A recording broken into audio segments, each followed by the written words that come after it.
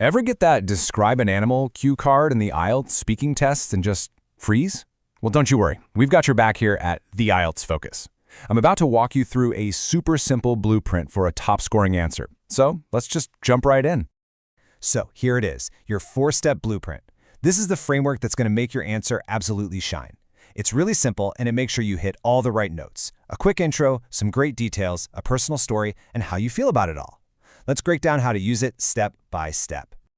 All right, first things first, the introduction. You've got to make a strong first impression, right? Well, this little formula we've got is the perfect way to do just that. It's super easy, it's effective, and honestly, it works like a charm every single time. And here is your secret weapon. It's basically a fill-in-the-blank sentence that builds the perfect intro for you. All you have to do is drop in the animal's name, one of its main features, and where it lives. A structure like this just immediately makes you sound so organized and confident.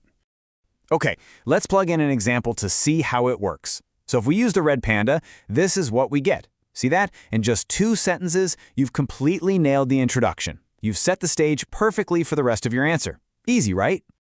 Let's move on to part 2, the description and its importance. Now, this is where you get to add all those juicy details that are really going to pump up your score. It's not just about what the animal looks like, it's about making it feel real for the examiner. So you're really doing 2 things here. First, you're going to paint a picture with your words, but then, and this is key, you're going to go deeper. You'll talk about its role in the ecosystem and maybe even the dangers it's facing. This shows the examiner that you've really thought about the topic.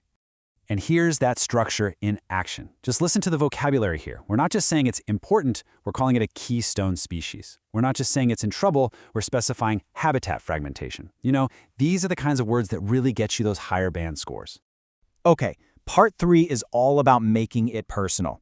This is your chance to really connect with the examiner by telling a little story. It makes your answer feel so much more genuine and honestly, way more memorable.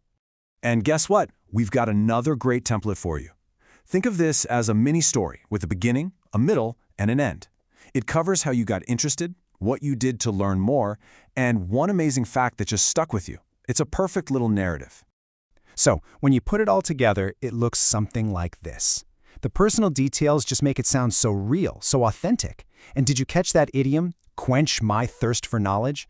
Wow, using a phrase like that correctly is a fantastic way to impress the examiner. And finally, we've arrived at part 4, the conclusion. This is where you wrap everything up by sharing your feelings. It adds this thoughtful, kind of mature layer to your answer that really leaves a great final impression. The game plan here is pretty simple. First, you state how you feel. It could be wonder, admiration, maybe even concern. Then you connect that feeling to a bigger idea, like conservation, or maybe your own desire to learn even more. And that is how you finish strong. See, it shows you're reflective, that you can see the bigger picture, and it ends everything on a really intelligent, thoughtful note. Put all 4 of these parts together and bam, you've got a complete, beautifully structured, high-scoring answer. Okay, so you've got the structure down. Now let's talk about how to power it up with some seriously good vocabulary. Sprinkling in just a few of these words and phrases will take your answer from pretty good to absolutely amazing. First up, indispensable role. So instead of just saying an animal is important, try saying it plays an indispensable role in its ecosystem. It just instantly sounds more academic, more precise, doesn't it? Next, we have apex predator.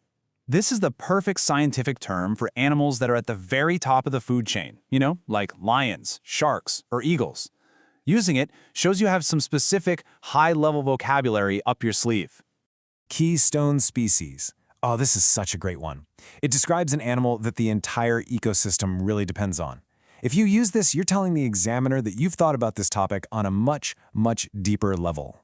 How about this one? Grave threats. This is such a powerful, formal phrase you can use when you're talking about serious dangers like poaching or habitat loss. It just adds so much weight and seriousness to your point. Solitary nature. This is an excellent, almost academic way to describe animals that live by themselves, like tigers or snow leopards. It sounds so much more sophisticated than just saying, it likes to be alone. And hey, we saw this one earlier. Quench my thirst for knowledge. This is such a fantastic idiom. Using an idiom correctly is a classic sign of fluency. It shows a really natural command of the English language. Here's a great phrasal verb for you. Blown away. This is absolutely perfect for your personal story part. It adds this really natural, conversational feel and shows you can use informal language in just the right way. And finally, natural splendor. Just what a beautiful phrase. This is perfect for your conclusion, especially if you're talking about hoping to see an animal in the wild one day. It really captures that feeling of awe. So, here's a quick recap of all that amazing vocabulary. Now, here's my advice. Please don't try to memorize this entire list. Just pick one or two that you really like, that feel natural to you, and try to use them next time you practice. That's how you really make them your own. And there you have it, the complete framework and all the vocabulary you need to totally ace this topic. Really, the only thing left to do is for you to choose an animal and give it a try. You've got this. Good luck!